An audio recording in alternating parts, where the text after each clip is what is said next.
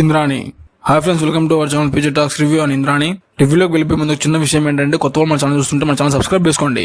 అలాగే పక్కనే ఉన్న బెల్ ఐకాన్ ధ్యానంలో పెట్టుకోండి. మేము further movie reviews, movie topics గురించి ఏదైనా వీడియో చేసినప్పుడు మీకు నోటిఫికేషన్ వస్తుంది. ఇక ఏ మాత్రం లేట్ చేయడం రివ్యూలోకి వెళ్ళిపోయినట్లయితే, ఈ movie action with drama back drop లో జరిగే ఒక మూవీ అనమాట. బేసిక్ గా మూవీలో ప్లాట్ ఏంటంటే, ఆగస్టు 10, 2122 సంవత్సరం ఆ పీరియడ్ లో జరిగే ఒక మూవీ అనమాట. ఈ మూవీ 2122 సంవత్సరంలో చైనా నుంచి బ్లాక్ బర్డ్ అనే ఒక స్పేస్ షిప్ ఇండియాలో హిమాలయాస్ లో ఉన్న మన న్యూక్లియర్ బేస్ ని అటాక్ చేస్తుంది. 2122 ఆ పీరియడ్ లో మనకు సూపర్ ఉమెన్ ఉంటుంది. ఆ సూపర్ ఉమెన్ మన దేశాన్ని కాపాడుతూ ఉంటుంది.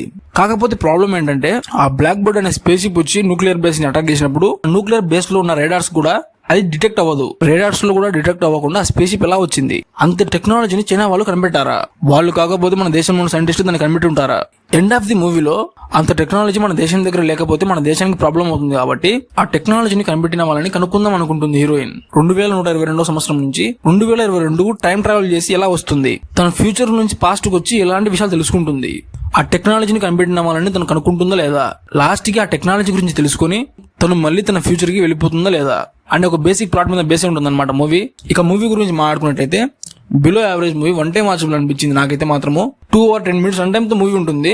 2 hours 10 minutes రన్ టైమ్ లో ఫస్ట్ హాఫ్ లో అండ్ సెకండ్ హాఫ్ లో కూడా లాగ్ అవుతుంది, స్లోగా వెళ్తున్న ఫీలింగ్ అయితే వస్తుంది. బేసిక్ గా మూవీ మొత్తంలో నాకు నచ్చిన ఒక విషయం ఏంటంటే, మూవీలో ప్లాట్ అనమాట. మూవీలో ప్లాట్ మాత్రం చాలా బాగుంటుంది. కాకపోతే మూవీ ప్లాట్ ని ఎగ్జిక్యూషన్ చేసే విషయంలో ఫెయిల్ అయ్యాలనిపించింది నాకైతే. బేసిక్ గా మూవీలో బీజిఎం కూడా బానే ఉంటుంది. అంటే మూవీలో సాంగ్స్ మాత్రం నాన్ సింక్ లో ఉంటాయి. సంబంధం లేని టైమింగ్స్ లో మూవీలో సాంగ్స్ ఉంటాయి. మూవీలో యాక్షన్ సీన్స్ గురించి మాట్లాడుకున్నట్లయితే, మూవీలో యాక్షన్ సీన్స్ గురించి ఎంత తక్కువ మాట్లాడుకుంటే అంత మంచిది అనమాట. మనకు మూవీలో యాక్షన్ సీన్స్ ఆ విధంగా ఉంటాయి. సూపర్ ఉమెన్ అనే కాన్సెప్ట్ మాత్రం మూవీలో చాలా బాగుంటుంది. బట్ మూవీని ఎగ్జిక్యూట్ చేసిన విధానానికి ఆ ప్లాట్ కి సంబంధం ఉండదు అనమాట.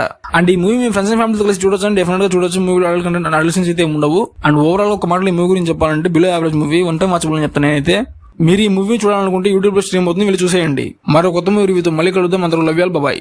మీరు ఇంతవరకు మన వీడియో చూసినట్లయితే మన వీడియోకి లైక్ చేసి మీ ఫ్రెండ్స్ షేర్ చేసి సబ్స్క్రైబ్ చేసుకోండి.